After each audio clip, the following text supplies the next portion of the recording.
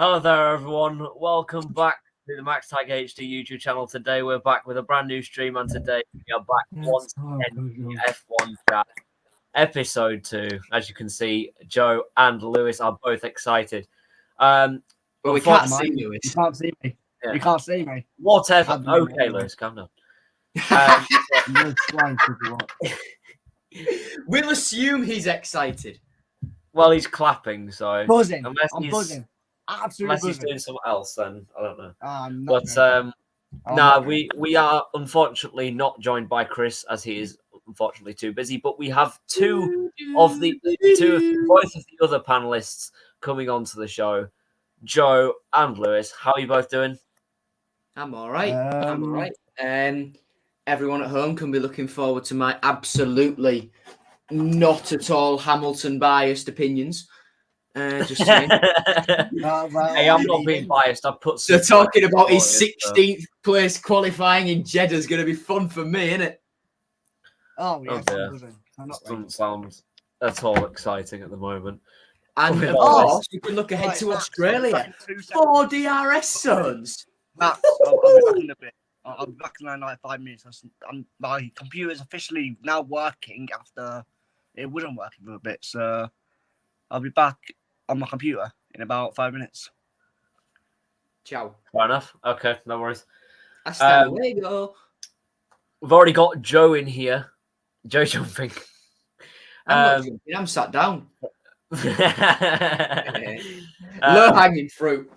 Good mate from Liam Martin's channel. Go check out Liam Martin. Does Plymouth Argyle shit. Famous fact. Yeah, I was late because that was just me. Shall I explain to the viewers what went on? So I was on here at 28 minutes past, right? I was ready, I was on time, I was sorted. I just put my Aston Martin t-shirt, which I bought at Silverstone on last year. I was ready.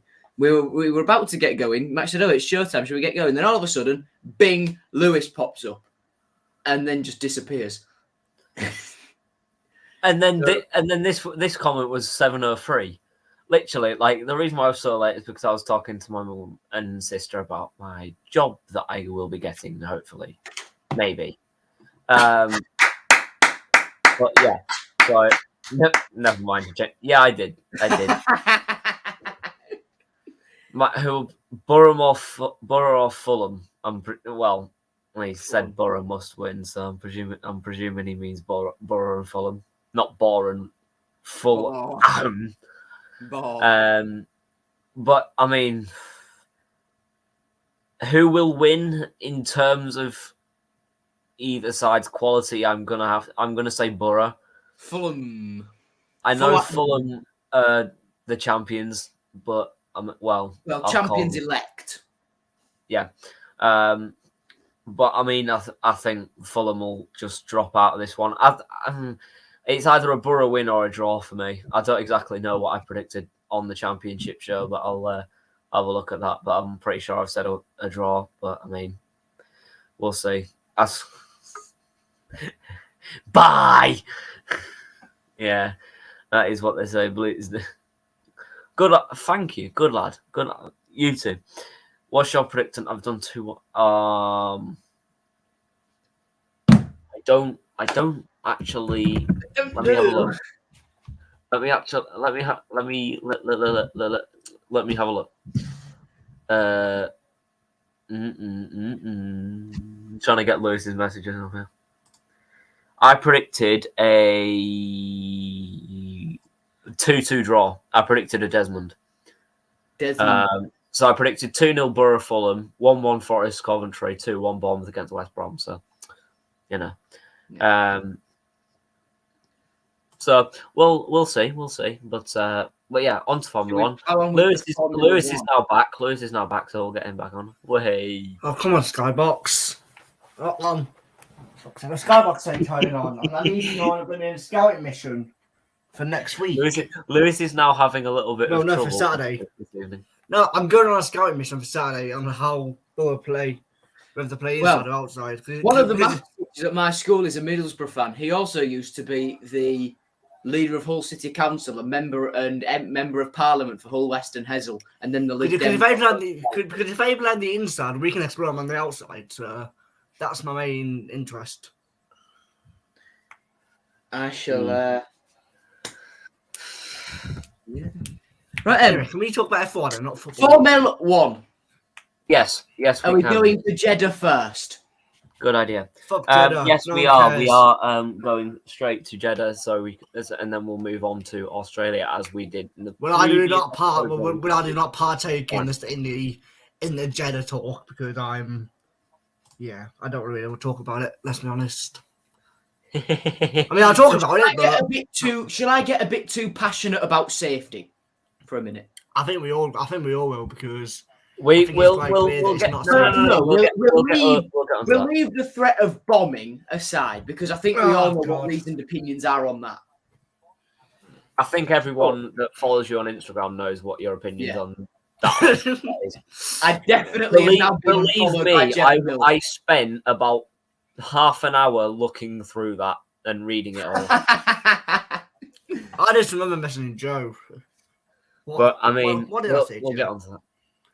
But, away from the missiles hitting an Aramco petroleum facility, let's talk about the accidents on track because it's safe to say this track is not safe. Right. Not at all. Mick Schumacher's crash in qualifying. What I want to say is, commentators, it's not usual to see a car crash there when Schumacher hit the tyre marks from Jem Bollock Bassey's crash in Formula 2 the day before. All right, Brundle. I like Martin Brundle, but that's a bit wide of the mark. I'd also like to touch on what happened. Well, the fact that in Formula 2, for the feature race, the main event, it was a 20-car grid instead of 22 because two drivers couldn't race. And for, I think it was for Bollock Bassey's crash in qualifying, or it might have been Porsche's engine blow up in free practice in F2. It took 6 minutes for the medical car to reach the scene of the accident. Holy shit. Jesus Christ. That is why F1 will never race on the Nordschleife. Because at a circuit like Jeddah, where they had a blank canvas other than a lagoon and about 4 buildings to build whatever they wanted, they built a track 6 kilometers in length, barriers like this, and very, very limited access roads. Right, you look at Latifi's crash in qualifying. Why does that barrier spin the car towards the marshal stood behind the barrier? I guess that was just a motion the car went in or something. That will just be that, but why? How when a barrier is going like that, does the car go boom, fling back on itself and facing the marshals like that? It doesn't make any sense. There was actually very limited incidents. All I'm trying to say is, as much as they probably the barrier shouldn't be facing that way, if Latifi hit, piss off Mitrovic. They're showing me on so as much as the barrier shouldn't be like that, the marshal should not be standing as far out as he was. He was standing quite far out, wasn't he? He was standing ridiculously far out. He was. And, I understand that, and that's just... That's just the state of play. But there's a really, really good thread about Jeddah somewhere on Twitter. I'll try and find it.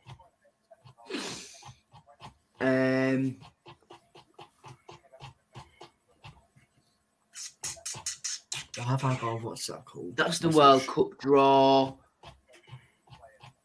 And then, are we going to talk about Las Vegas for a bit as well? There is something I was probably gonna get. I was thinking of getting onto it like later on in the stream, but I mean, if we could talk about it now just in case.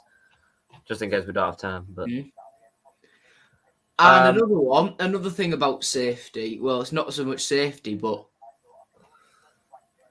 Pierre Gasly on the radio said he felt like his intestines were falling out. Yeah, what was that about? Yeah, that was weird. He seemed fine afterwards. Is it? He said to the woman that he was doing a press conference with after the race that he didn't feel well, and he went to the medical. Center, he did go to the medical center. I can't remember what they said, but yeah. Don't worry about this. I'm just getting things ready. No. Anyway. I can't find the thread. Oh, the Marshal tweeting that he hoped Lewis Hamilton had an I don't want to talk about that. That's just retarded, to be honest with you. And just you know, Burnley from Formula 2, 1-0 against Everton. Burnley are leading Everton. Oh no. Nah, Everton are going you're down. going down. Anyone?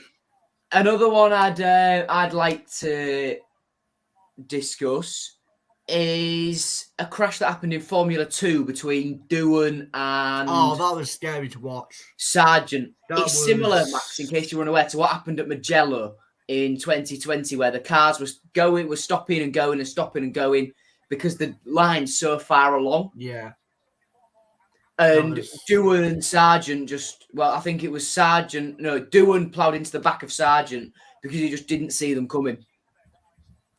And why that incident took about 14 minutes to clear up, I've no idea. I'm still really, really on edge of two recovery vehicles, two tractors, two cranes being on the track when cars are going around. I get they're going at reduced speed and they're all behind the safety car. But when I saw that, I absolutely shat myself.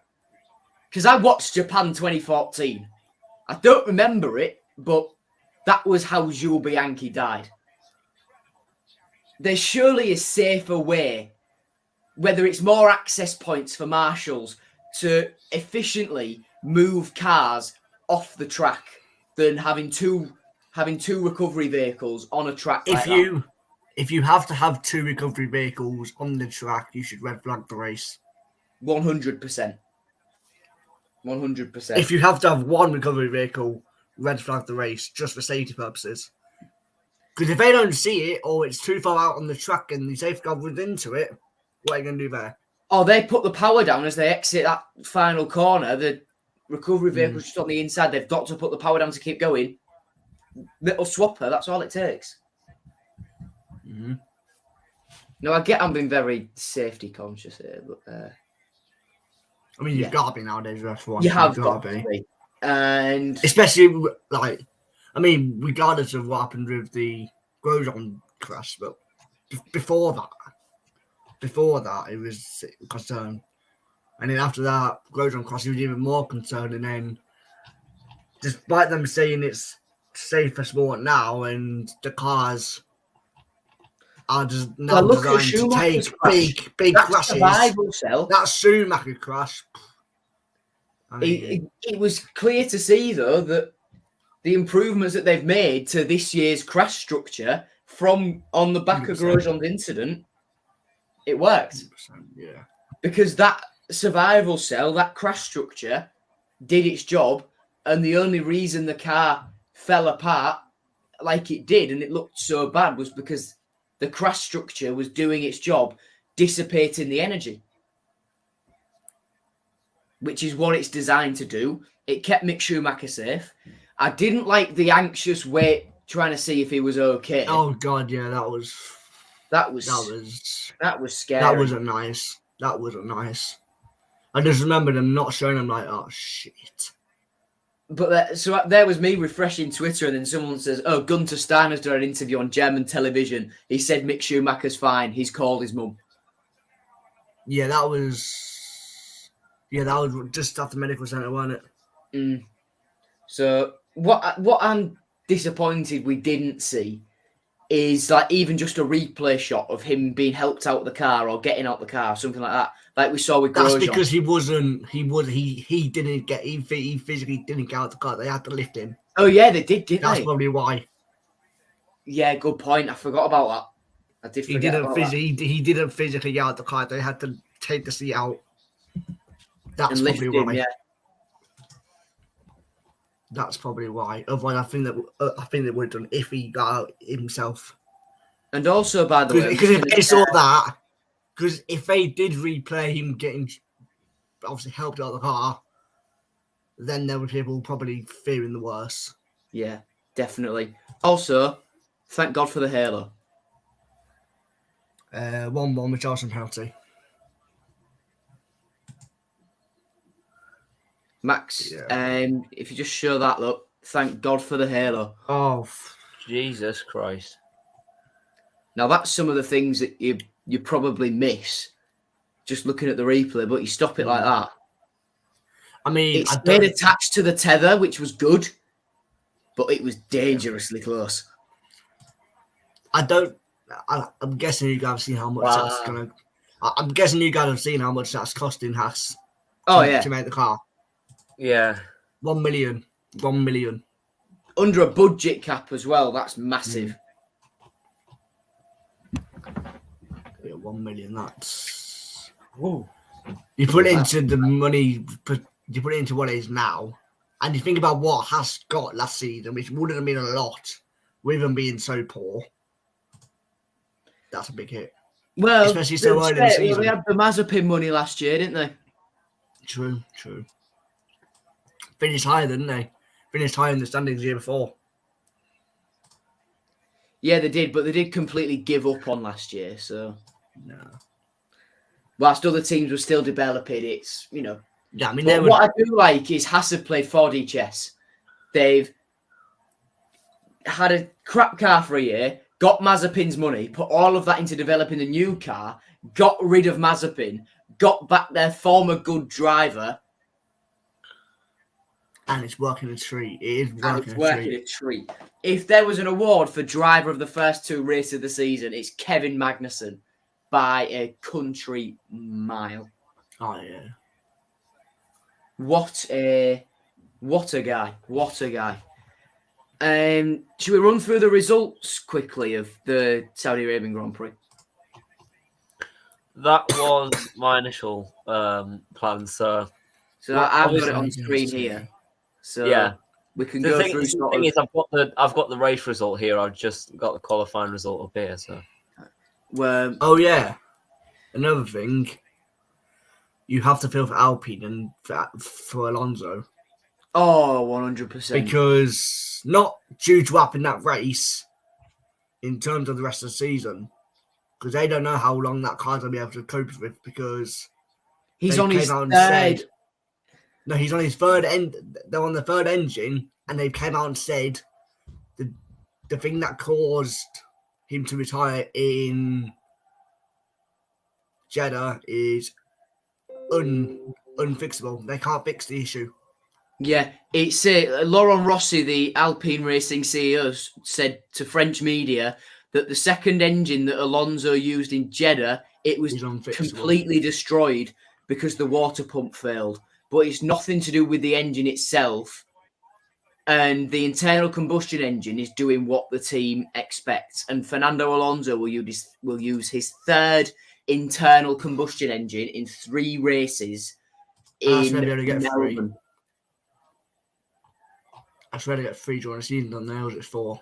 And on his steering wheel, on the onboard, when it shut off, it said, the steering wheel said, engine kill.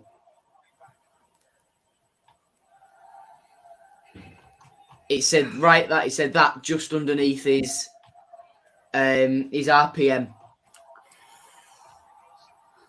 And we'll get to see the Alpine blue livery for the first time. Thank God for that. I prefer the pink to the blue, you know. I can't stand it. Anyway, I can't stand the actual livery, but I couldn't stand that either. Max, if you just share the screen which I've shared, We've got the qualifying and the race results there. If you just share that. Yeah. So obviously qualifying. Right, I'll put the race result at the bottom of the screen. There is the race result if anyone's wondering about it. Let me go through them. Joe's sub to you, Lewis. Joe has sub to you. Yes, Joe does have a channel. Joe does have a channel. Oh, Grandpa Joe got over 2,000 subscribers now, which is going strong. It's kind of annoying. Everything down for 6 weeks. Now I'm getting a bit jealous, but then again, we'll get there at some point. Right, qualifying then. Yuki Tsunoda didn't qualify because he had some sort of car issue. He had an engine problem, apparently. And then Latifi had his little incident. Then Nico Hülkenberg, who I think, when you consider the state of that Aston car, did a fantastic job across his 2 races. Then Albon and the big one, Lewis Hamilton, all out in Q1. Made me cry, not gonna lie. If I hold on, let me try and play this. This is I've just found now on the F1 channel, Yuki Tsunoda's radio from when he went out. Hold on. Robert, lost engine. Yuki desciende. Thank you. You can jump out. Will that Lost be engine. pre-race? Lost engine. That was pre-race, yeah. Pre-race. Yeah. So the big one, of course, was Hamilton at Mercedes, and it's quite clear that there is a fundamental issue with that Mercedes car. But they don't know how to fix it. They know, well, it's very clear that every single car this year is massively, massively overweight, other than that Alfa Romeo. Alfa Romeo are at the weight limit, perfect. Haas and McLaren are about 5 kilos over. Ferrari about 10 kilos over.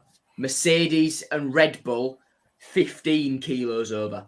Red Bull have worked out how to get that weight down and will bring that upgrade to Imola. Mercedes haven't quite got there yet. And Mercedes There's a I'll send you this now, Joe. Okie dokes. Mercedes are still the worst car when it comes to porpoising. And by the looks of things, judging by the fact that all the Mercedes-powered cars are down there, there is something with... It's not just a coincidence that they've all built a massively draggy car. That's just not the case. Have Mercedes and Petronas not got something right with the E10 fuel? Obviously, Red Bull powertrains poached a lot of people from Mercedes high-performance powertrains. So, is that had an effect? Who knows? Yeah, I mean, obviously, Hamilton was a massive shock to me, and my dad especially. With Hamilton qualifying only 16th, it was kind of annoying because he would have got into Q2 if Stroll hadn't picked him at the post. But I mean, what can you do? It's a sport where it's full of tension. But Alex Albon, Hülkenberg, Nico,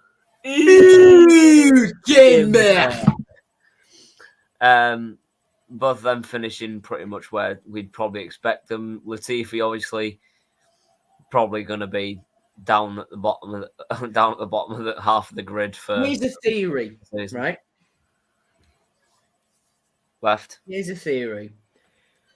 Was Mazepin's escapade in F1 last year making Latifi look a little bit better? Yes. I think now Williams have openly said they don't need the money. Doralton, Jost Capito have all said, look, we don't need the money. Are they going to look at replacing Latifi? They need to. For me, Latifi's not good enough. I feel bad and for these Latifi, opening 2 rounds of the season have shown that. I don't think he's efficient enough to drive the car anymore. You think they need to bring somebody like Aitken, mate? Oh dear. It won't be Jack Aitken. The most likely from that Williams driver academy will be Logan Sargent, and that will only be if he wins Formula 2 this year. Which ain't looking. Which I think fighting in Formula 2 up the top this season will be Porsche. Liam Lawson, Yuri Vips, and Teo Porsche. Yeah. I agree Maybe Dennis Hauger as well, in which case Red Bull have got a massive, massive conundrum. I don't. There's early rumours saying if Pierre Gasly doesn't get a promotion this season, for next season to the main Red Bull thing, he will leave Red Bull, like, thingy. Well, Helmut Marko said that if they can't promote him, they will probably lose him. Yeah. Yeah. That's just going to be the way it is. But, you know, for me, if you're Williams, you think Gasly's going to get out of contract, he's the one you look to. Because if he's out of contract, he knows how to build a team around him. Him and Albon, if it wasn't for Tsunoda, that's what would have been AlphaTauri's lineup last year. Yeah. But Red Bull, because Tsunoda had the super license points and they wanted to appease Honda, they put Tsunoda in there. Had Tsunoda finished a bit lower down in the championship, Albon would have had that AlphaTauri seat. No, there's no doubt in my mind about that. No, yeah. Most likely, yeah. So, most likely, yeah. Williams, do they look for Gasly? Do they look at a Hulkenberg? Do they try and go for hope that Sargent wins Formula 2? Do they look at a Giovinazzi from Ferrari? Do they look at Hulkenberg? I'm not sure who they could look at, but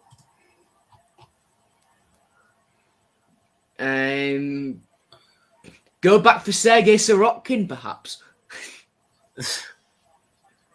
I mean, well, Pastor Maldonado. Oh, I remember him. I remember him as well. Oh, technically, Mika Hakkinen is still on sabbatical. Fair enough. Anyway, moving on. Out in Q2 was Lance Stroll, Mick Schumacher with his bad crash. Had he not crashed, I think he had a very good chance of getting into Q3 for the very first time. Zhou Guanyu, Daniel Ricciardo, and Lando Norris.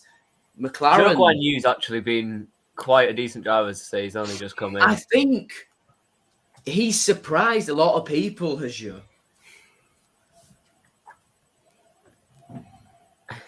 But then, if Porsche wins Formula 2, I think that's him gone. I'm pretty sure I have got this right. I'm pretty sure I heard them say he is the first Chinese driver. He's the first Chinese race driver. Yeah. In F1. Yeah. In Formula 1. He's done brilliantly. He's done brilliantly so far, so. Because I believe Martin Qua was the HRT reserve driver in about 2012, and he filled in for him at a practice session. Let me have a Google. 2012. Martin Qua was added to the HRT Formula 1 driver development program on April the 5th, 2012, and made history as the first Chinese-born driver to drive a Formula 1 car at an FIA-sanctioned event, a milestone described as heralding and an important step for Chinese motorsport. Ma also became the first driver of Chinese nationality to take part in a Grand Prix weekend when he replaced Narain Carter-Kayan in the first Friday practice session of the Italian Grand Prix. He was given 3 more chances to drive the car in Friday sessions later that season. And then in 2013, he had a contract to become a full-time HRT driver in 2013, meaning he would become the first ever Chinese F1 driver. However, that team died at the end of 2012, and it would never come to be. And Mark Inquire instead moved to Caterham, continuing his role of test and reserve whilst racing for their GP2 team that season. For the Chinese Grand Prix in 2013, he replaced Charles Pic to participate in FP1, became the first Chinese driver to drive at his home Grand Prix, and he was about 1.5 seconds off the pace of his teammate Guido Bantegard. And he was out, actually, of the 107% time to the quickest driver in FP1. Jeez. So, yeah. He was professional close. Stats for you, kids. He was close, but he was never really going to be any good in F1 with the teams he was in. You think, Caterham, HRT, they weren't exactly challenging for podiums, were they? No, not at all. Well, they weren't even challenging for 14th place most races. But then Jules Bianchi still managed to get points in a manner. So Pascal Wehrlein did, Esteban Ocon did in a manner. Manor were by far the best of those three new teams that came in 2010, weren't they? Yeah. Do you think we could have had Stefan Grand Prix and we could have had the US F1 team as well? We missed out on so much. Honestly, we've missed out on too much, if we can say that. But I can still remember that Jules Bianchi crash vividly. Stefan Grand Prix F1. That Jules Bianchi crash is still here. It's still inside of my heart right now. But, I mean, anyway, it happens, apparently. Rest in peace, Jules.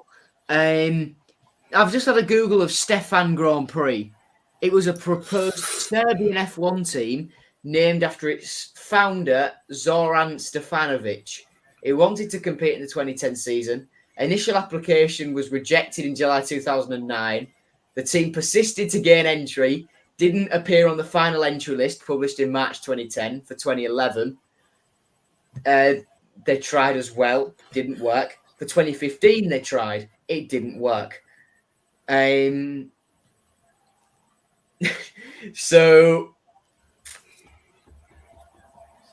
yeah, it was never really going to happen for Stefan Grand Prix. And US F1 team, these guys tried to get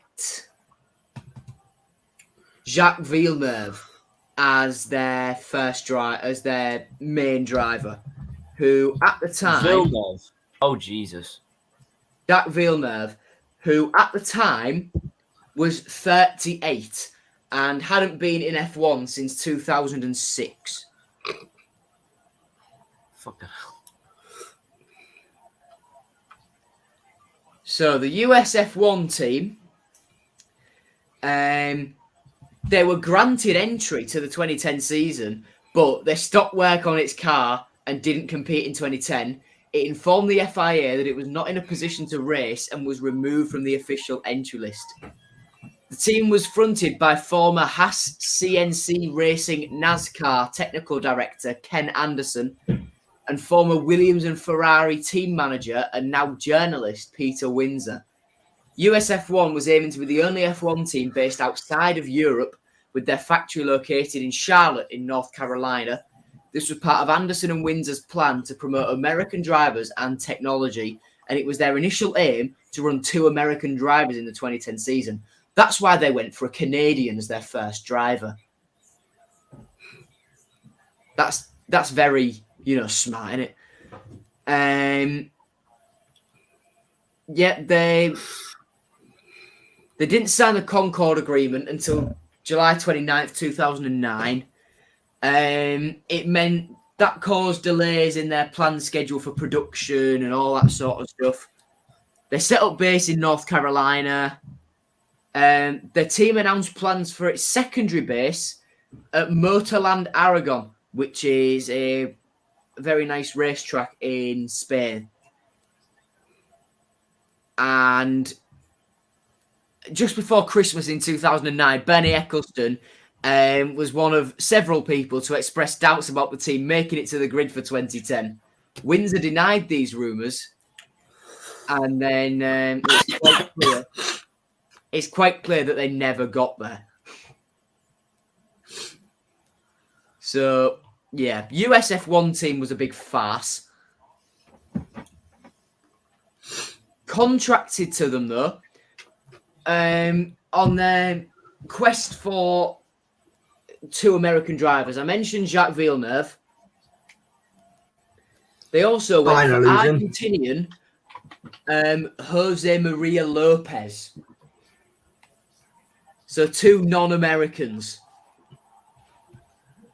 And their reserve driver was a bloke called James Rossiter, who now is in Super GT and in Super Formula. He was F1 test driver for Honda, Super Aguri, and Force India.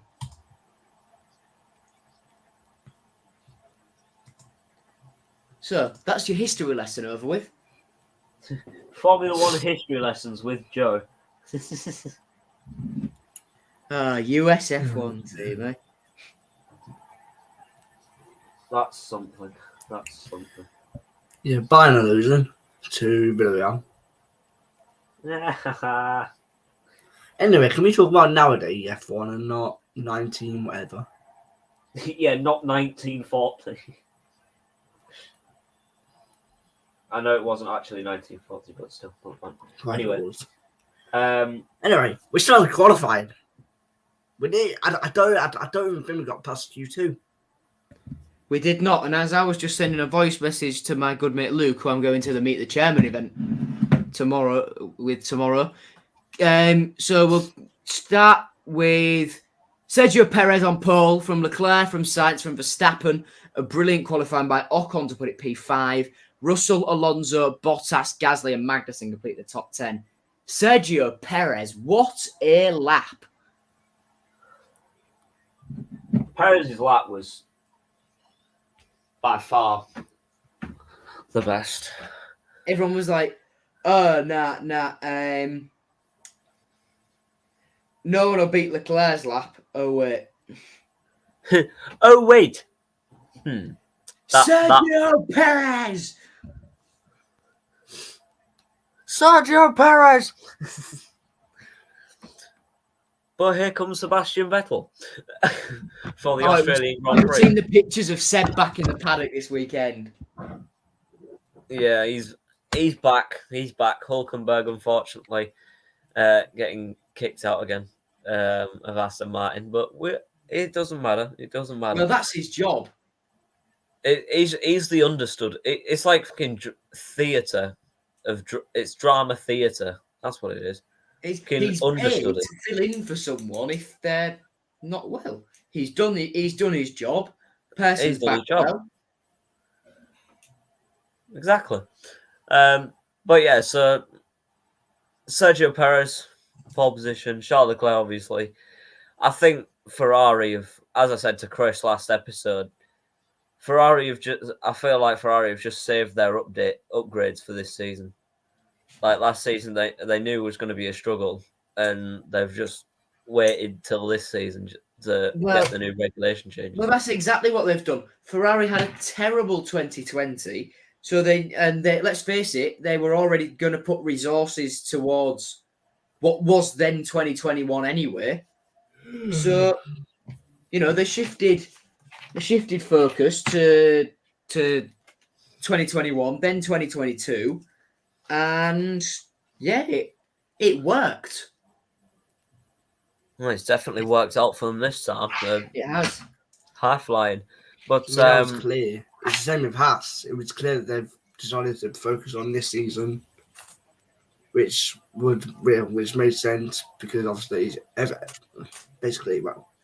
most of it's new, so it would be easier, but it'd be easier to make the gains up the grid when everyone's starting from zero, when you're starting at effectively zero and everyone else is at 100. Well, so, you go, Max. it was a massive lap from Perez. He beat Leclerc by 25 hundredths of a second. That's Oh my 25,000. mad lap. To think that he was almost 7/10 slower in Q1, it's a big leap. Mhm. And I'll correct you there, feel... Max. Sorry, Max. It's 25 thousandths of a second. Yeah, 1,000. Yeah. Mm-hmm. As soon as I said that, I was like, I've fucked it up, but I'll keep moving. But no, I mean, overall opinions, it was qualifying altogether was decent, apart from obviously you know who getting a bit depleted. But George Russell, he's made his mark, I think, in the Mercedes, and he's done Mercedes as proud as we can get him at this point. He's done his job. He's come in for Bottas. I mean, Bottas is looking like he'll beat Hamilton at this rate. But I mean, Hamilton was confirmed.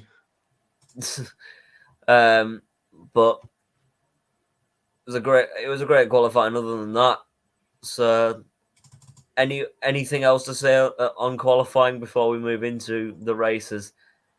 Joe's nicely put up there. I mean, it's just No, not really. That it's like Toto said. It's something that the team wanted to try. That's just gone horribly wrong, and I mean, it's gone horribly wrong. Yeah, clearly. I mean, it was so. If they don't do anything funky and try and change anything to try and see if anything can work, then I think we'll finally get to see where the Mercedes is. But at the minute, the Mercedes look nowhere near anyone at the minute. And I'm not going to lie to you. I said it to my mates. At the minute, it seems like it's going to be a Verstappen Leclerc title race at the minute. At the moment, definitely. But it's a long season. We've got 21 races to go, with the vacant one probably going to be Qatar.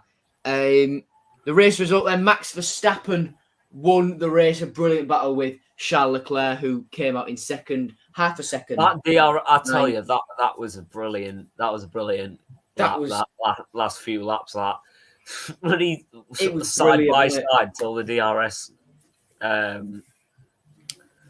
launch line was brilliant. Loved it. I know.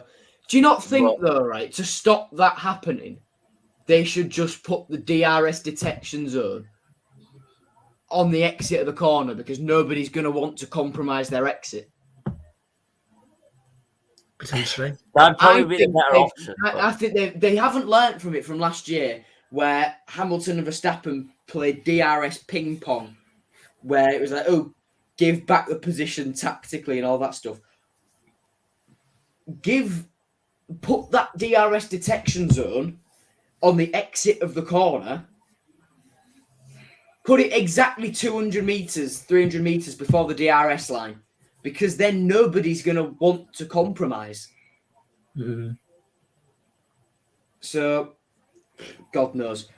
But then Sainz came home in third. Is he in danger of becoming a fully fledged Ferrari number 2? I'm sure we'll touch on that. Perez in fourth, then George Russell fifth, Esteban Ocon sixth, who had a brilliant battle with his teammate before his engine went kaput. Lando Norris is seventh for McLaren, Gasly in eighth, Magnussen ninth, and Lewis Hamilton making his way through to 10th. Finishing off the points. And the last two drivers on the lead lap were Zhou Guanyu and Nico Hülkenberg. The only lap runner was Sir Lancelot Stroll. And the DNFs were Alex Albon, Valtteri Bottas, Fernando Alonso, Daniel Ricciardo, Nicholas Latifi, and then Yuki Tsunoda and Mick Schumacher did not start. Which is shown on your screen or at the bottom of your screen. Either way, it doesn't matter. So, I mentioned Carlos Sainz there. Do we think he is in danger of becoming stone dead number 2 to Charles Leclerc? I think he already is. I think so. I think he already is. it's. I can't speak today, honestly, but I mean, Sainz has done brilliantly since he's come from McLaren, and at the moment he's proven himself, especially with Ferrari's upgrades and their adaptations to the regulation changes. Sainz is an adaptable driver, isn't he? Because he's moved teams so much. He's gone from 2016 in the old generation of cars, the skinny cars, in 2016. Then he went to the wide cars in 2017 with Toro Rosso. Later in 2017, he jumped into the Renault. Then 2018, it was the same body of car, but with the halo, which changed the aerodynamics a lot. So that's already 4 different cars in less than a year. He then jumped on to McLaren, met that 5. And then their cars in 2019, 2020 were all pretty much the same. A new car with Ferrari in 2021, and then the new set of regs in 22. That's 16, 17, 17, 18, 19, 21. That's 7 new cars. That's 7 different cars since 2016. Fundamentally different cars from each other, because McLaren in 19 and 20 will have been very similar. That sort of thing. So he's proven, because he's said himself, driving such fundamentally different cars, it's like driving in, it's like moving up through the junior formula from F4 to F3 to F2 up to F1, maybe down to Formula Renault, Formula Regional, those sorts of things. It's been like adapting to a new formula for Sainz, and he's proved that he's so good at it. But it's clear to me that Leclerc is Ferrari's golden boy. He's the one who's going to win them their next Drivers' Championship. First one since Kimi Räikkönen it'll be. And he's the one that they all believe in at Maranello. And will I be surprised if Sainz jumps ship in the next few years? No. Ferrari are grooming Mick Schumacher for that seat. There's Arthur Leclerc as well. So there's Ollie Behrman as well. So they've got to think about moving drivers on. And Schumacher will be, and you put the Schumacher name in a red Ferrari, the headlines. The headlines. Well, that is the race result of Saudi Arabia. Shall we move on to Sainz? I mean, Sainz. I think most of us would have known, or probably guessed that Sainz would have been good enough to be in a Ferrari with the way he performed. The way he performed at McLaren was great as well. Let's not give that a miss. It was great at McLaren, and he's shown himself well at Ferrari. So, I mean, there's every right for him to be proud of himself and the team being proud of him. Forever Football, LTFC, big up Max Pal, hope you well, big up Joe, and big up Liz too, up the loop. Big up, dude. And Hayden's here as well, big up Hayden. But yeah, try not to be one of those cringy fans that was at the MKM Stadium on the 19th. But yeah, so in between the 2 races, we had Viva Las Vegas to host F1 night race from 2023. It's going to take place right downtown in Las Vegas. If I just show the track layout, you can see it there. All of this bit, I believe, is the Las Vegas Strip. Going for about a mile of the Strip. There's Caesar's Palace around there somewhere, where F1 raced in 81 and 82. Past the Cosmopolitan they're going. We can go to LasVegasGrandPrix.com to find all that out. Okay. Only 14 corners. That's short. Only 14 corners, yeah. 3.8 miles, 6.12 kilometers. 2 DRS zones. That will probably be down. That'll be down where all the casinos are, and probably That'll be all the way down here. Yeah. And that's probably straight. on the exit of turn 11, 12, and 13 on the run all the way down. But Las Vegas Caesars Palace F1 track comparison. I saw a really, really nice graphic of how different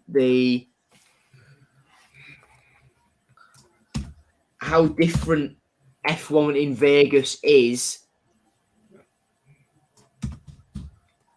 now to what it was a few years ago when they raced in the Caesars Palace car park. It looks like it's going to be a good race, but I'll show you that now. It's not got enough corners. Well, I do like a race without corners. But look at, if you just show that, Max, the difference in size of what F1 was in Vegas to what it will be. So we can see here, look, we can see this bit here before turn 1, 2, 3, before turn 5 is the strip. Now that 1981 track really brings back memories, and that track also gives you a little bit of an E. I'd hate that circuit. That 1981 was not very good. Well, it's, all remnants of that Grand Prix are now gone. Caesars Palace have built over it. That was all just the car park with the big hotel somewhere along in the background. But you can quite clearly see F1 will be so much bigger in Vegas than what it was. Oh, yeah. And that'll be because it's literally going down that famous street in Vegas where like your casinos are, all that. All down before the big rounded off section at turn 5 and 6. And then that's what I'm most looking forward to. Not the track, just seeing them go down the strip and all that. Yeah. And I believe turn 4 to 14, which is or turn like 5 to 14, which is where the strip ends, all the way around this big rounded off section here, up through 6, 7, 8, 9, and 10, all the way along to 11, 12, 13, and the last corner, turn 14, is permanent racetrack.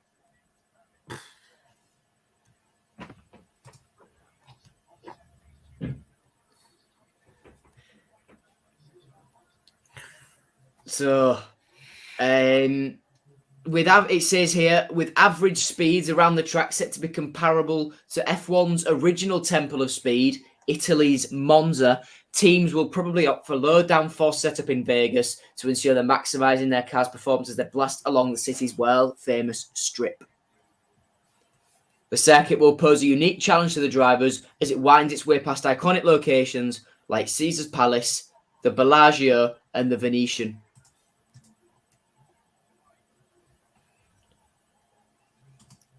So, basically, F1 in Vegas will be mad. And here's the question, though. With all the rumours saying that Monaco's set to be cut, because obviously everyone knows as Monaco is like the Monaco Grand Prix is going down like famous things and that kind of thing. Well, Is Las Vegas Monaco's replacement? Well, I heard different. It's Monaco, Paul Ricard, and Spa, which are the three at risk. It says Monaco's been No. I don't want Spa to go, honestly. the jewel in the crown since 1950. It's unlikely that'll go off. Spa, I think they'll stay. And it looks, if you read around, most likely to lose its slot is Circuit Paul Ricard. That's France, isn't it? That's France. I just want Spa to stay, honestly. I just want Belgium to stay. Honestly. The Mexican Grand Prix, the Mexico City Grand Prix, whatever you want to call it, that is out of contract at the end of this year. Oh. Sad. But I think Mexico's pretty mid. I think, right, if that track wasn't in Mexico, it would get far more bad press than it does.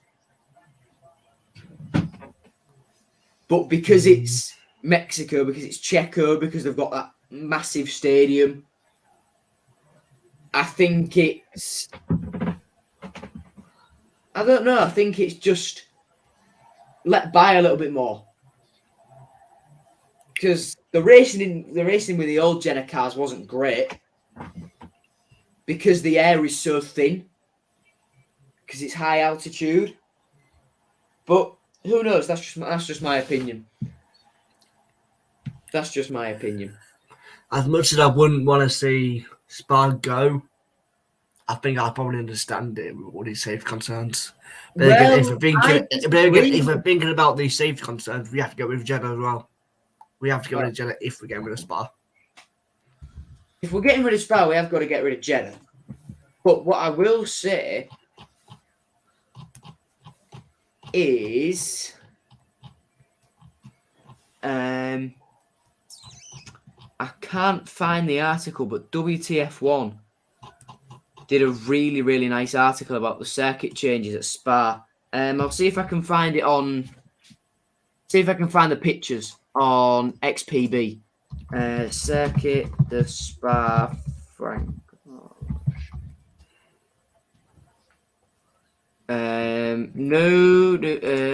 Spa circuit changes. Rouge Radion. Here we go. I've got it from Race Fans. I'll share it. So,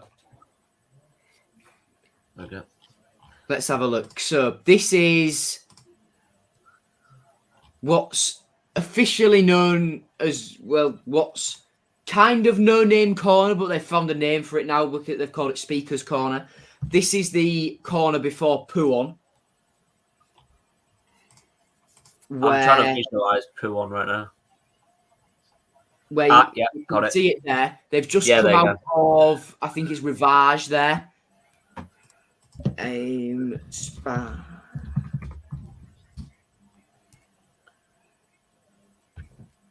I think it's Rivage. Oh no, it's Bruxelles. They've just come out of Bruxelles there. And then they'll still use this layout.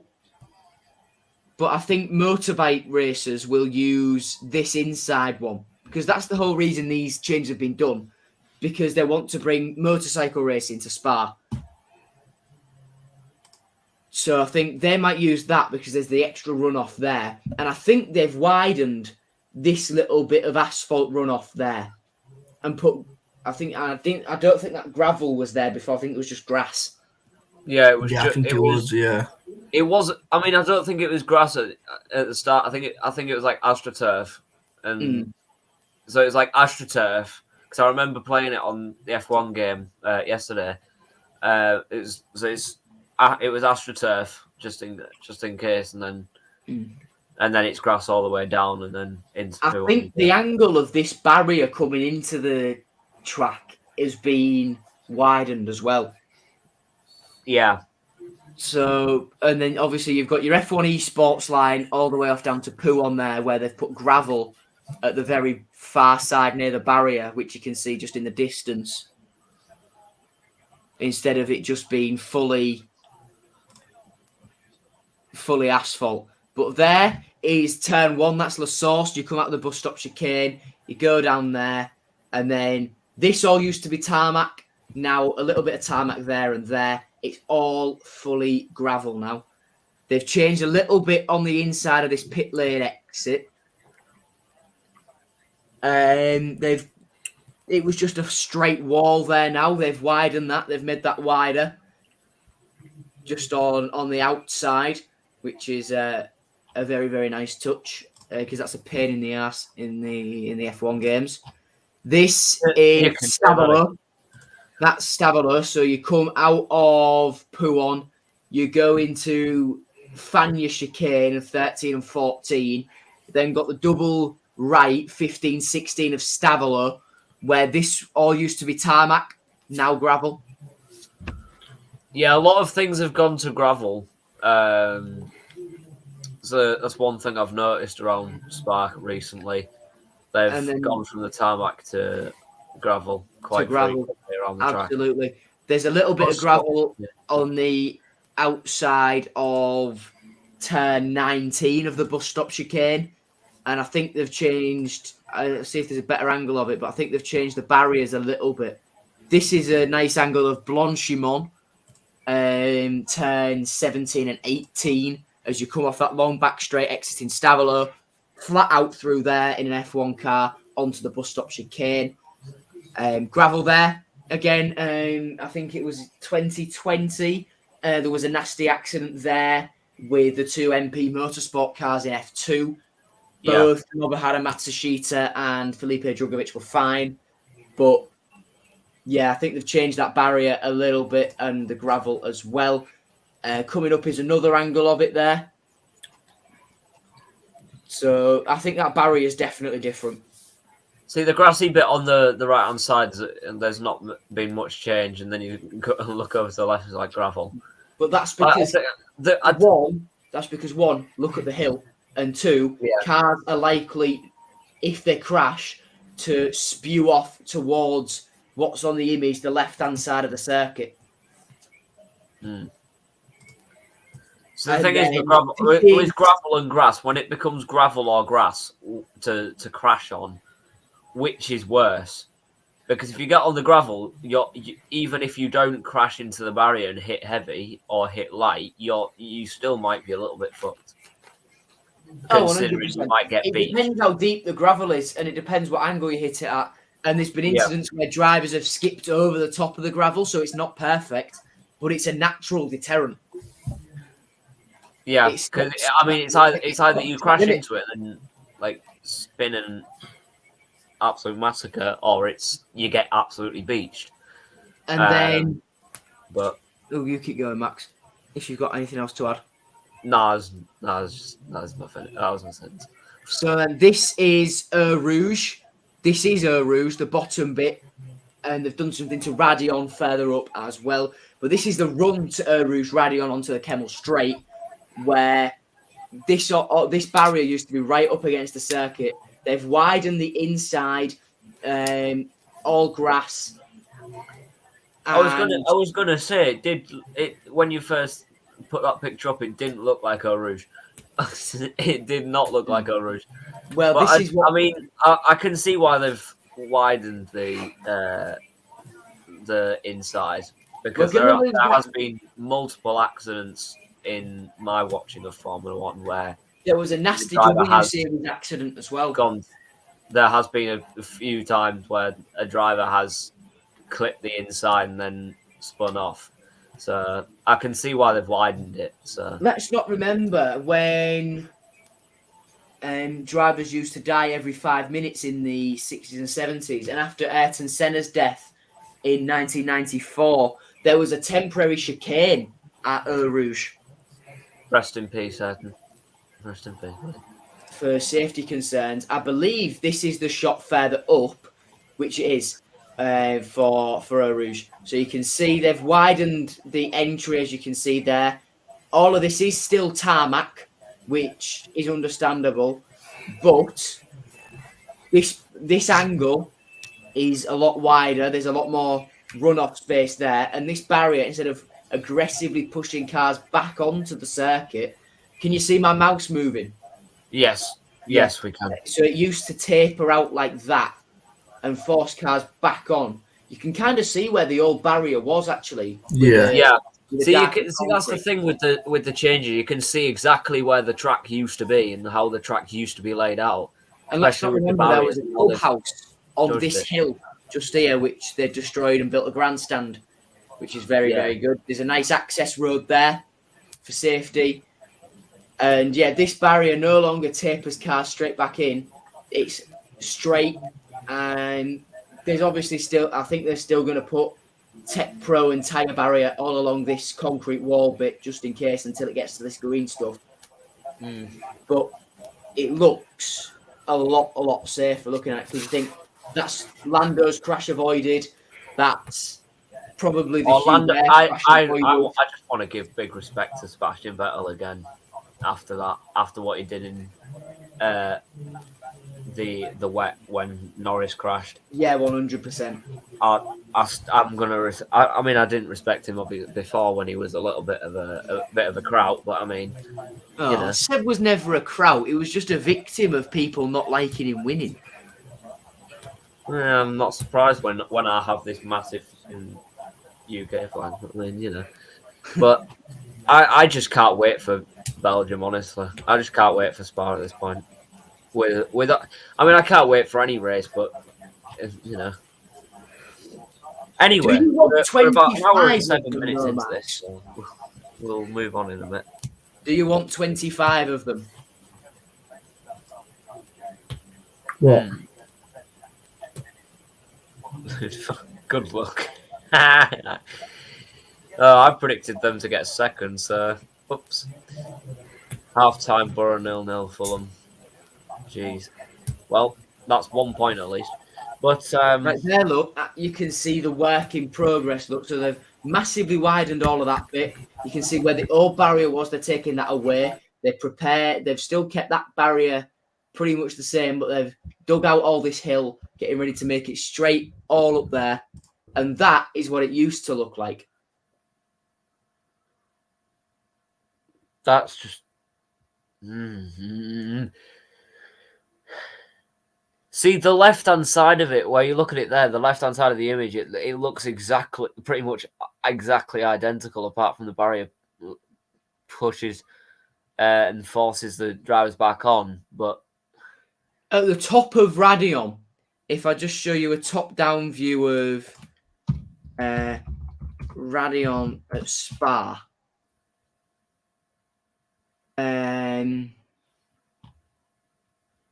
Eau Rouge is probably one of my favourite corners ever. I'm trying to find a picture of the top of Radion. So this is it, basically. It's not...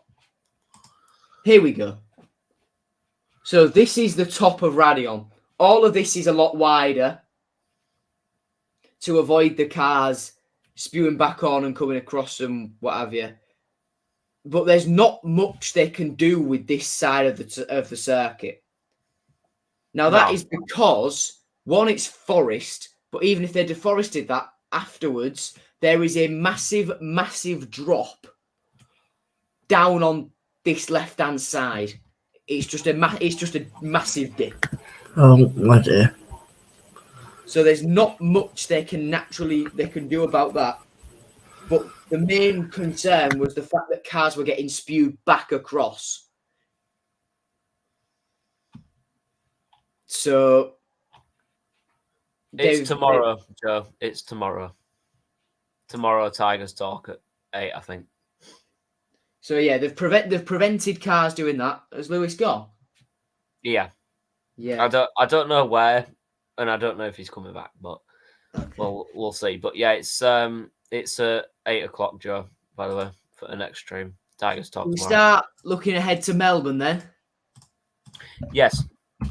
So what has happened to the big Aussie GP circuit. Now it looks a little bit different to when we last went on a trip to Melbourne in 2019, almost 2020, just not quite. What I'm going to do is I'm going to put both images into Photoshop and compare them side by side of the track layout before then, and what it looks like now, because there have been a few changes. Let's see. Yeah. Oh, here we go. He's back again. Ta-da! If we just look at the one, hold on, Joe. I'm just gonna remove that real quick. If we just look at this one that I've got here, this is on Sim Racing Hub. So 58 laps of the 5.3 kilometers. The pole lap time of 2021 was 121.1. There's all the but they estimate that with the cars as they were last year, they are going to be, I think there's going to be about a 5-second increase in lap time. Yeah. Which is mad. Right. Do I have a saved? But yeah, so obviously we do have 16 corners as usual. We don't have 16 corners anymore. Is it not? We do not. No, you've got the old track layout. You've got the old one. This is where we switch. So hang on a second. I've got a massive file of loads of tracks, but I can't find them. Tracks.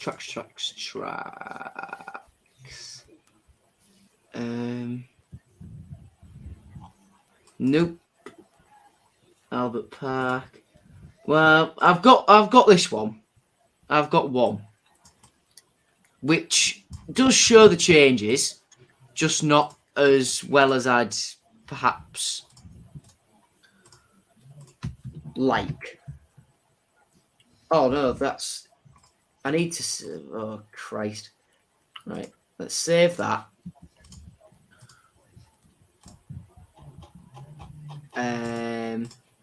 Nope. Yes. Here we go. So, right then. What I'm going to do, Max, is I'm just going to share my Photoshop file. Yep.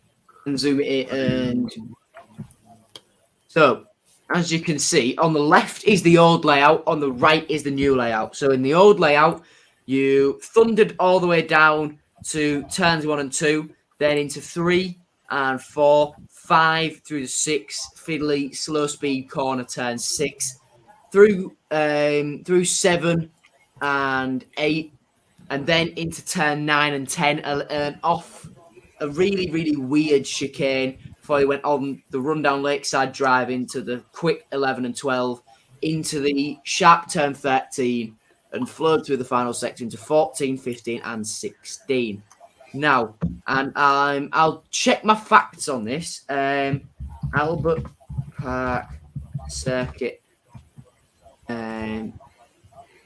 renovations. So, they've made changes to the pit lane, turn 1, turn 3, turn 6, removed turn 9 and 10 altogether, changes to turns 13 and 15. The pit lane speed limit has increased to 80 kilometers an hour. 80 kilometers an hour from 60 kilometers an hour, which decreases the penalty that you take for a pit stop. It used to be 60 kilometers an hour, one of the slower ones on the calendar, so the penalty for a second pit stop was a lot higher. That's been lowered now. What we'll do is I've removed the wrong one, and we'll quickly zoom in there. So from the old layout, turn 1 is Where are we? Nope. I just want to drag through you tart. So turn 1 is, as you can see there, it is 2.5 meters wider at the apex, where I'm just drawing this little faded blue box. Turn 3 has been widened at the apex by 4 meters and also cambered inwards to make it more of an overtaking opportunity. Turn 4 is the same. Turn 5 is the same. Turn 6, my muscle memory on this is going to be an absolute disaster because it's now been widened at the apex by 7.5 meters. You're braking so much later. You're getting as close to the inside wall as you can. Turn 7 has been kept the same, as has turn 8.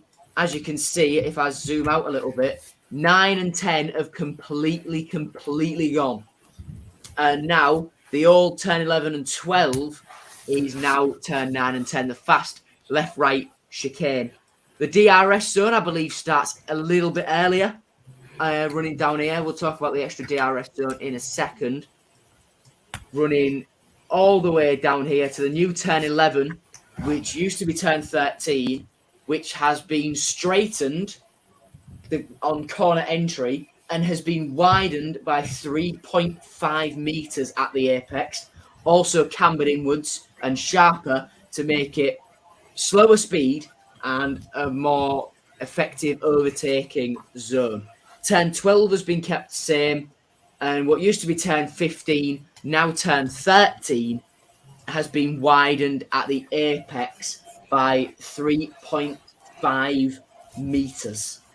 And then we're back onto the start-finish straight, where the DRS zone remains. The DRS zone remains there as well, between 2 and 3, which has been there for a long time.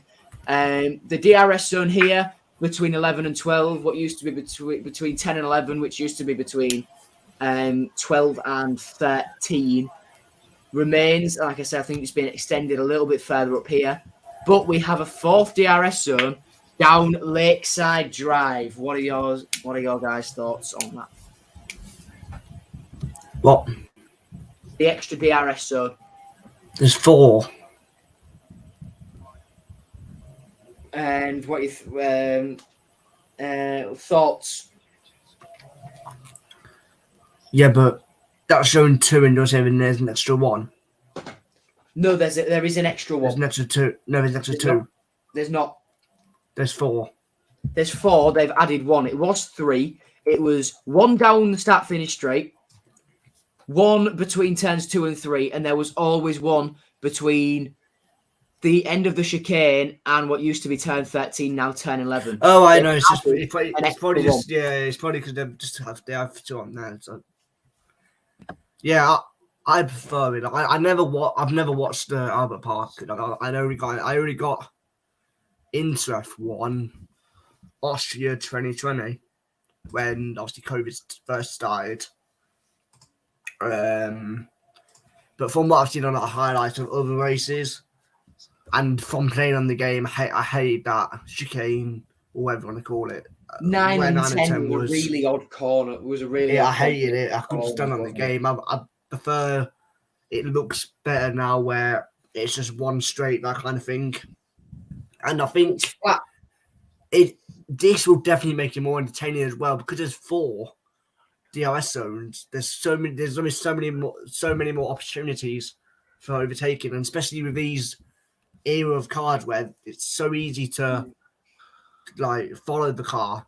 Overtaking, we haven't seen fully how easy it can be on, and it depends on obviously your setup and the track. But it definitely opens up more opportunities. Definitely will. Now I've just found I saw a stat earlier. Max, if you just share my screen with everyone.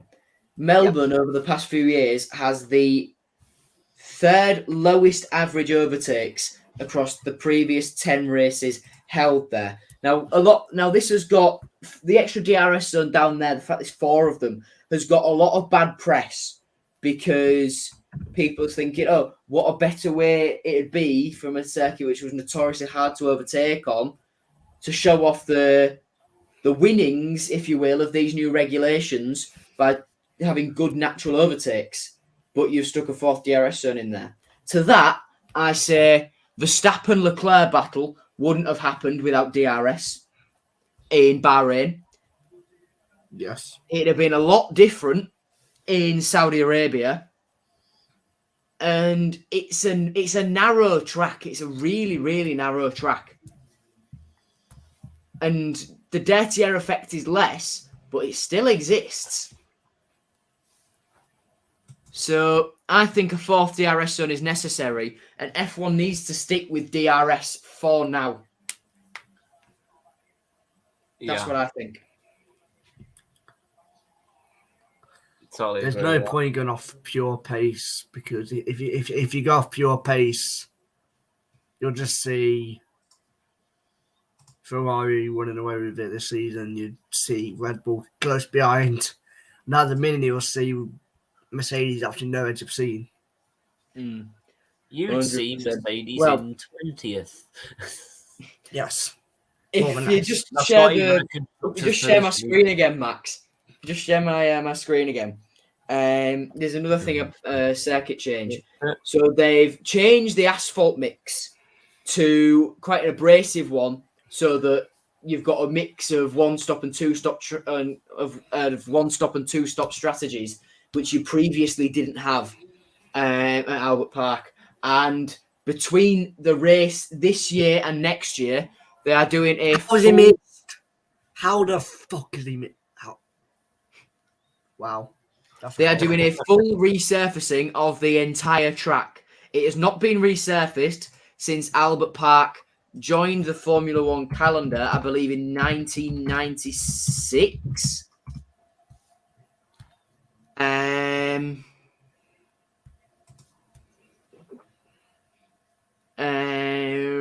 1996 was the first time Albert Park held an F1 race. It hasn't been resurfaced since then.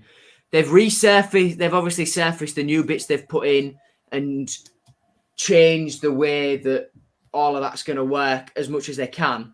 But between this race and the next race in Australia, they are fully resurfacing the entire track.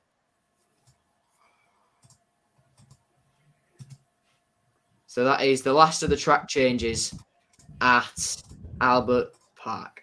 Max, I'll let you take the wheel again now because I realise I've taken control a little bit there.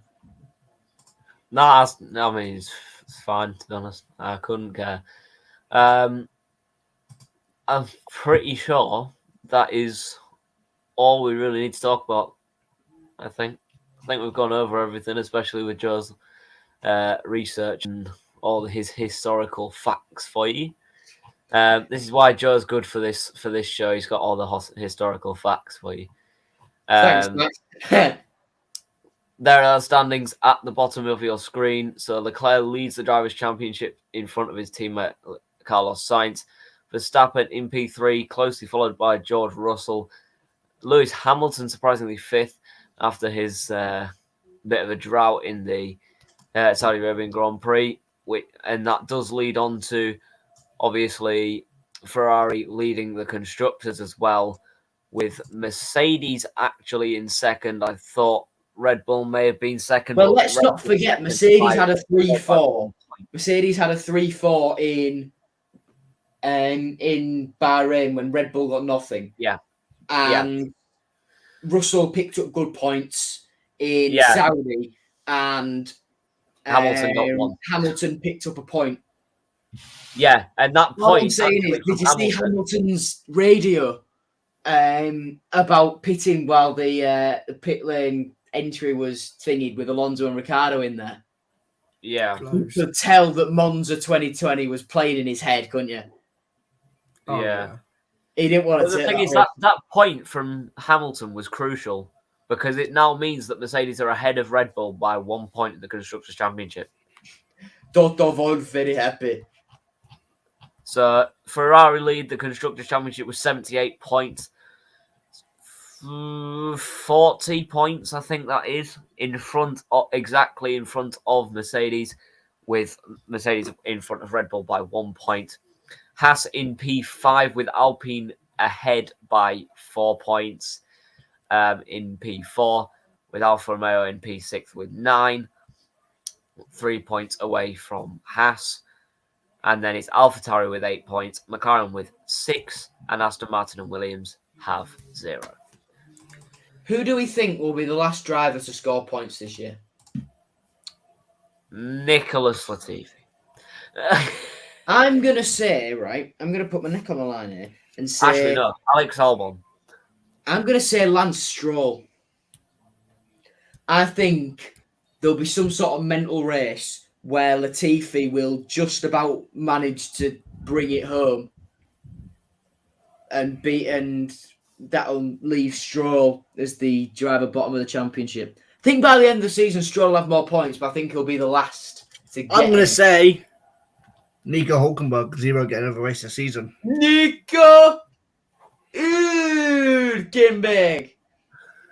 Oh, I've actually got the... Hold on, look, I've got the actual thing up here. Done.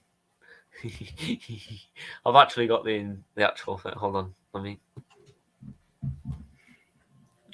I think the main thing that we're missing out of this entire video is who's getting up at 5:30 in the morning to watch the race. Me. Nah, not me. Me. I'm good, thanks. Thank you, Yves. Fucking drawn guys putting it at different times of the fucking hour. Anyway, actually, we have missed something that I did with Chris last episode. Is it predictions by any chance? And there we go, Joe. Ding, ding, ding, ding. Oh, no. You don't have to do it if you don't want to, but I mean... You know what? Let me play this first. First, second, third. Well, we're gonna go through it as me and Chris did, because we only did top 10 for qualifying and race. So it's qualifying and then race, but it's only top 10 because we can't be asked with all 20. Top 10. Yeah. Shit. But anyway, time to get my calculator. It doesn't have to be in order, does it? It doesn't have to be in order. It doesn't have to be in order. From either 1st to 10th or 10th to 1st, it doesn't matter. But it has to be in order. But for the viewers who don't know what me and Joe have been on about Hulkenberg, this that I don't.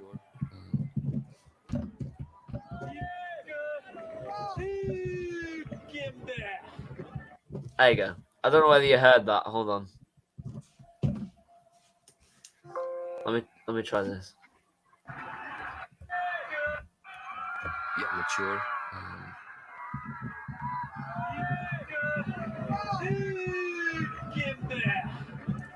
There you go. That is why me and Joe have been saying that. Anyway. So, Australian Grand Prix top 10. I will go first so you guys can discuss in your minds what you think will go down. Who's on the grid this year? Is Jenson Button still knocking about? I think he'll do well. Yeah. Yeah. I heard that Latifi's being pulled out, and I heard he's came out of retirement. Microsoft, I don't care. I don't want to see your personalized useless crap. I want to see my spreadsheet of all the stuff this season. Anyway, for a top 10 of qualifying, I don't even know anymore who's going to be my top 10 qualifying. I'm going to go straight up from P10. I think Daniel Ricciardo will slip into P10. That's a big statement, but I do think he'll perform on his home ground. Lando Norris, however, missing out in 11th, same as he did in Saudi Arabia. 9th will be Kevin Magnussen. 8th will be Pierre Gasly. 7th will be Valtteri Bottas. 6th will be Fernando Alonso. Fernando Alonso. 5th will be George Russell. 4th will be Sergio Perez. 3rd will be Max Verstappen. 2nd, Carlos Sainz and Charles Leclerc. P1. Hang on. Did you say Hamilton not in the top 10?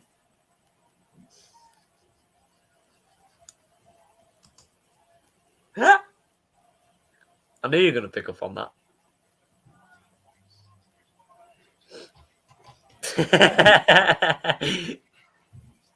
I'm only messing.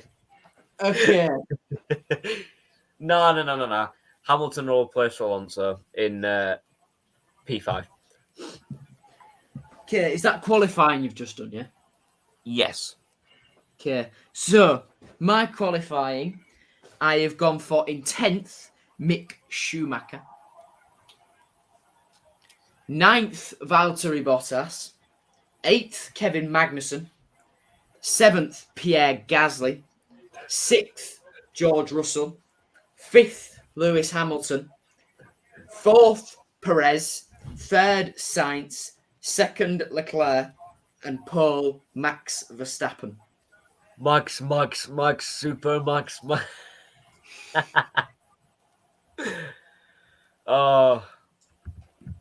Anyway, Lewis, do you have a? I haven't got a single name written down. I haven't got a single name put down it, to be honest. Oh shit. Hang on. This may take me a while. Right, I'm gonna go LN there. Go KM there. I'm gonna go with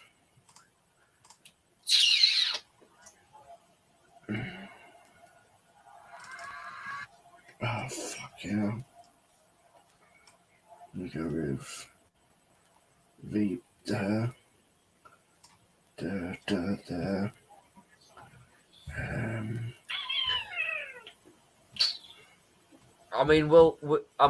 Actually, while Lewis is doing his qualifying, and Lewis, you don't even have to do qualifying. You can just say your race one if you want.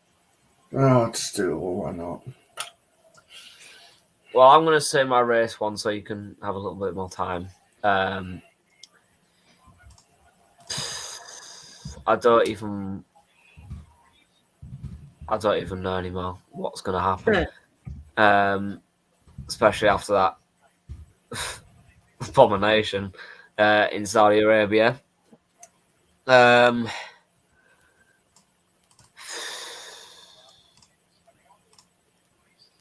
going to have to go 10th. Is that where you can get qualified? Yeah, you can. Nice. So I'll go 10th as Danny Rick. So he will get his point at his home station, if you will. Home station. Home station. Never. Leave it alone. Leave it. Allow it. Gone to full power again, has he? Whee!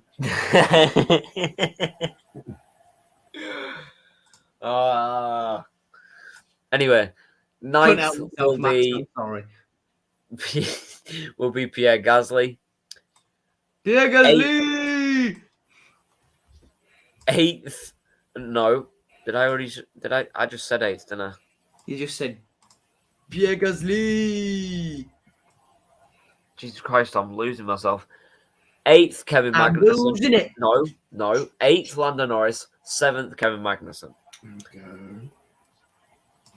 5th, Sergio Perez. 4th.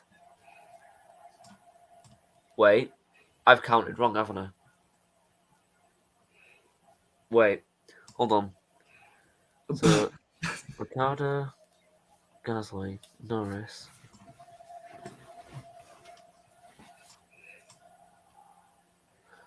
So Ocon 7th, 6th, Russell, 5th, Perez, 4th, Sainz. Hello, No, 4th Hamilton. 4th Hamilton, 3rd Sainz, and Verstappen will win it again. Max, Super Max. We'll get onto that in a minute. Joe, if you have a race result prediction. I'm not there yet, but I'm getting there. Lewis, how far are you? What's I've done my qualifying. You what? Done my qualifying. Okay, just say that then. Lando Norris in 10th. Right. K-Mag in 9th. Bottas in 8th. Gasly in 7th. Hamilton in 6th. Sergio Perez in 5th. George Russell in 4th. Way. Sainz in 3rd. Verstappen 2nd. Charles 1st. Well, Charles pole. Fair enough. By the way, I'm not keeping track of these. This is just a. I will. Don't worry. And I don't worry. I will be putting in chat. I will be keeping note. I will indeed. Yeah, he'll be keeping. I am literally doing it. I am literally doing it in my notes. But I don't really. Ooh.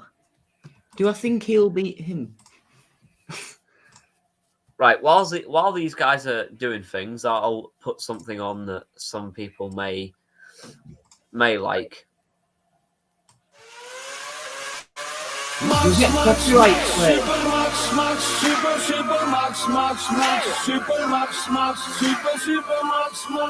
Lad, you'll get copyright claim.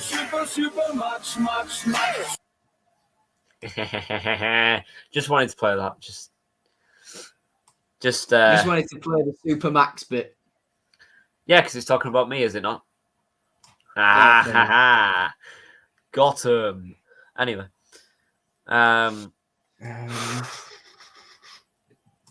Christ. No, that's Magnus. I don't want to put Magnussen in P1, do I? No. You heard it here first, folks. Old Grandpa Joe thinks Kevin Magnussen will get a first in the Australian Grand Prix.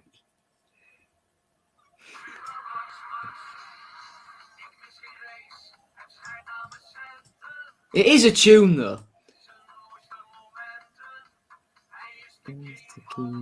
Barcelona. If women were the smell the asphalt, how much must be near the bag mouth?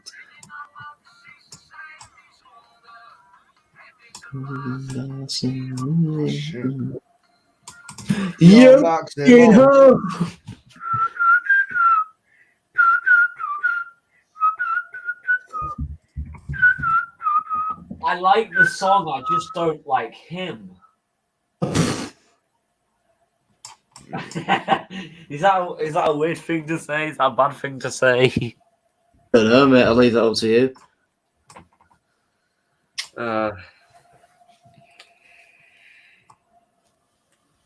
I'll finish that song as the outro. I'll put that as the outro for.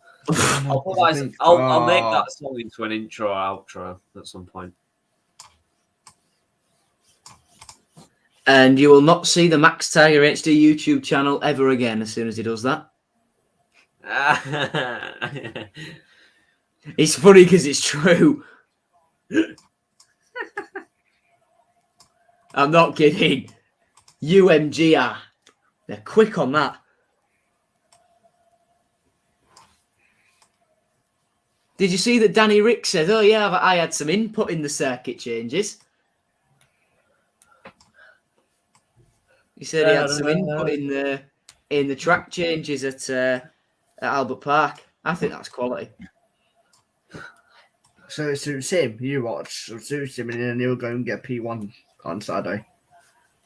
Early prediction. The Australia Grand Prix. And the crowd goes wild. And I'm going to do first retirement. I'm doing first retirement. Alonso. No, it's actually not. Charles Leclerc. Sergio Perez. Max Verstappen. Lewis Hamilton. But here comes Sebastian Vettel.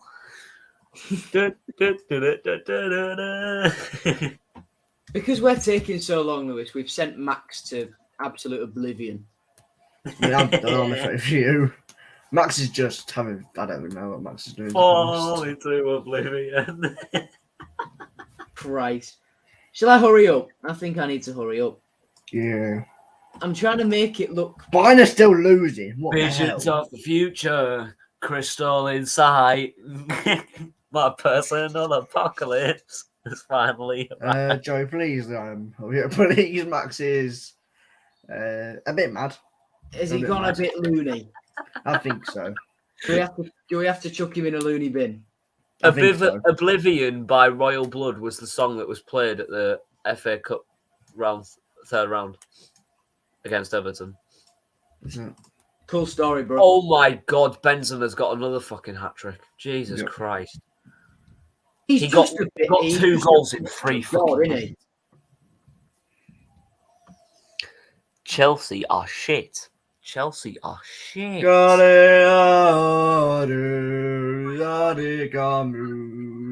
City yes, boy. Burnley are turning around. It's 3-2 Burnley. Roman Abramovich is a war offender. Can I say it's 3-2 Burnley? Everton are still. No, it's 2-0 Forest. No. No. Bloody no. Shit.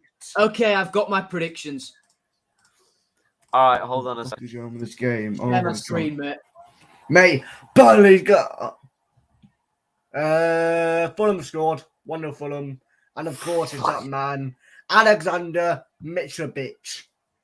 I'm sorry. I'm honestly sorry, but West Brom 1-0 Fulham, Mitrovic. West Brom 2, Bournemouth 0. Oh, yeah, but The Steve Bruce This is effect. why Luton are getting second. Luton not getting second. Okay. I've said it from the beginning of whenever I said it. Luton are not getting second. Right, Max, if you share my screen now, you'll be able to see. Where they go. Everton get battered. Where they go. Jesus Christ. Oh, is it not showing it as a How full have you screen? done that? Full screen debacle? It's not How showing have it as a full screen debacle, is it? No. Is it showing it full screen? Or have I got to go in and click like? Can I say Joe? Can I say you have George Russell in there twice? Oh, there we go. You do. Oh, I forgot to put Mick Schumacher back in. I got it. I had it written down, but I forgot to put him back in. Right. So, let me push that panel Mick up. Schumacher 6th. Jesus fucking So, Christ. I'll talk you through my race predictions. I think Verstappen will start on pole, get a decent start, hold it until the first pit stops. Ferrari will call the shot first with Charles Leclerc, bring him in, and he will then jump ahead of Verstappen. Just like Saudi Arabia. Verstappen will be on the chase. There'll be a second round of pit stops. He will pit first and get the jump on Charles Leclerc. Ferrari will leave Carlos Sainz out to try and hold up Verstappen for Leclerc to win, and then Sainz can still probably get third, which he was going to get anyway. But it turns out those two battle so much they slow each other right down. Sainz wins, and on the very last lap, Leclerc gets Verstappen. That's my thinking. Then, in fourth, Lewis. In case you're wondering where Perez has gone, I think he has a very nasty incident with an engine or a puncture. So he is out of the points. So Hamilton goes up to fourth. I think Magnussen will have a decent race. It will be the first time in his F1 career that he's ever scored points in the first 3 races. Mick Schumacher will pick up his first points. Danny Rick will get into the points. Gasly, Bottas will round it off. And George Russell, in case you're wondering what happens to him, Mercedes do that classic Ferrari thing where they just forget to bring him in. They try something odd on the strategy to try and make him go along and see if it works, and it just doesn't work. Oh dear. Fair enough. Fair enough. That's what I think. Lewis, not Hamilton. Hey! Banter. So I'm going to go with, in 10th, a bit of Valtteri Bottas. Valtteri Bottas. In 9th, Lando Norris to score points. In 8th, Pierre Gasly. In 7th, Kimi Raikkonen. Not Kimi. Kimi Raikkonen? Oh, far Kevin out. Magnussen. Not Far not, out. not Kimi out. Raikkonen. Far out. In 6th, Sergio Perez. In In 5th, Carlos Sainz. Hey, In 4th, Lewis Hamilton. I thought he was in going to say 3rd, Hamilton. 2 or 3. George Russell. In 2nd, Charles Leclerc. And to win the race, Max Verstappen. Fair enough. I don't blame you for saying that. And the first retirement drives for the team that Joe is wearing in Lance Stroll. Ooh.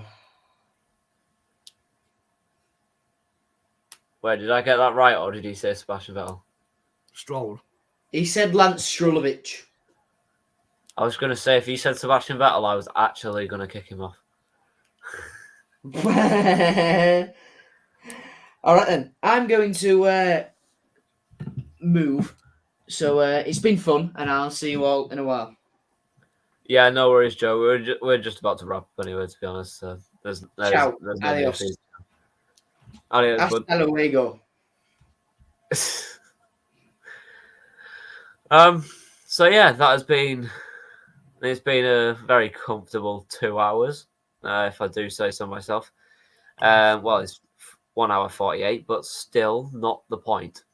So driver standings once again are there at the bottom of your screen: Leclerc, Sainz, Verstappen, Russell, Hamilton in the top 5, with Ocon, Perez, Magnussen, Bottas, and Norris finishing off the top 10, with Tsunoda, Gasly, Alonso, Zhou Guanyu, Mick Schumacher, Lance Stroll, Nico Hülkenberg, Alex Albon, Danny Rick, and Nicholas Latifi all at the bottom, with Sebastian Vettel not yet competing in the 2022 season. Constructors' Championship, Ferrari lead on 78 points. Second is Mercedes, but on 38, with Red Bull 37. Alpine on 12, I think it was. No, that's Haas. 8 for Alfa Romeo, 6 for Alfa Tauri. McLaren, Aston Martin, and Williams have 0 points. So,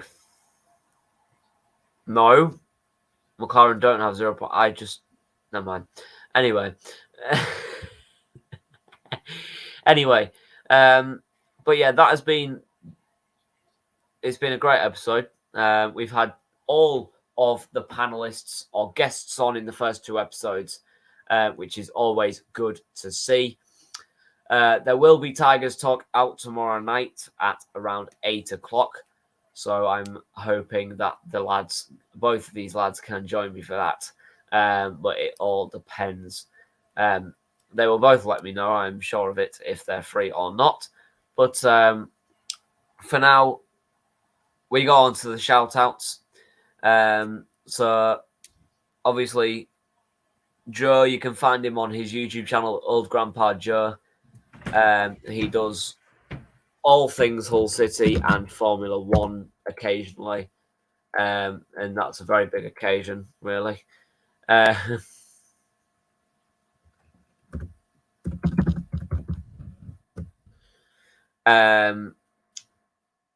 on Instagram, his Instagram is old_grandpa.joe, and the same with his Twitter.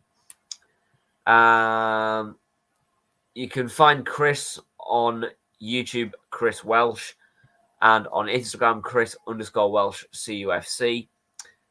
And Lewis, where can they find you, bro? You can find me Postballs YouTube, Instagram LewisPo560.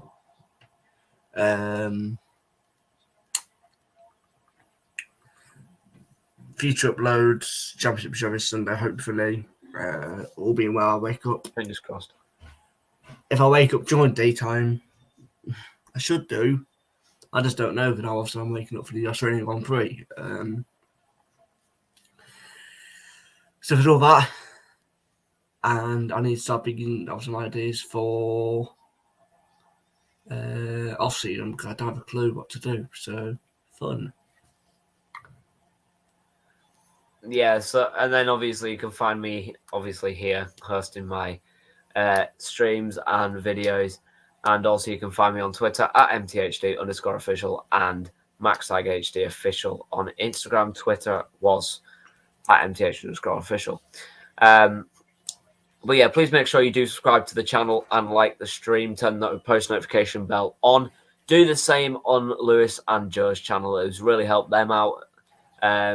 I do want Joe to get up to 3,000 at some point in the future and get Lewis up to 100 plus, as well as get me up to 200 for now and then move forward. But also, other quick shout outs, which I'll also do tomorrow night. We have the To Hull and Back podcast, all things Hull City, talk about previous games, upcoming games, transfer news, updates, pretty much all I do on Tigers Talk. Very good podcast. I've got the shirt from them as I won their giveaway, so big props to them for everything they've done for me, but for everyone as a community on their channel. Andy's Man Club, charity where men can speak or boys can speak out about their issues and problems within their daily life. Very, very good charity, in my opinion. Fully recommend it. 6 Yards Out and Candy King. Candy King is a sweet shop in Hull, or based in Hull, and you can get some sweet bags or sweet boxes of your choice of all sorts, and it's very, very good indeed. And then 6 Yards Out, you can find them on Twitter at 6. I think it's at 6_yards_out. So you can go find them on Twitter as well. But make sure you do subscribe to Hull and Back podcast as well as follow them on Twitter at To Hull and Back. But yeah, I'll be doing those shout-outs anyway tomorrow. But and also Fan Hub. Go get yourself on Fan Hub if you're a City fan. My code is max-8xq or max8xq. Can't remember if there's a dash in it or not. I'll have to look that up for you for tomorrow. But yeah, that has been the end of this one. Tigers Talk will be tomorrow night, maybe joined by Lewis and Joe, depending on if they're both free. It doesn't matter if they're not; you'll still have me here. We might have a new special guest tomorrow night as well, depending on what happens. But if not, it is absolutely fine. However, that has been the F1 Chat episode 2 with me, Lewis, and Joe. Chris, unfortunately, not being able to be here. However, I really hope you have all enjoyed. Please make sure I have subscribed, as I've said before, to everyone that has come on today, and also Chris and To Hull and Back podcast. And also hit the notification bell on their channels and like this stream. It will really help us all out. But thank you for watching. Have a good night. And yeah, I'll see you tomorrow for Tigers Talk. Until then, I hope you all have a great night. Thanks for watching. See you all next time. Bye-bye.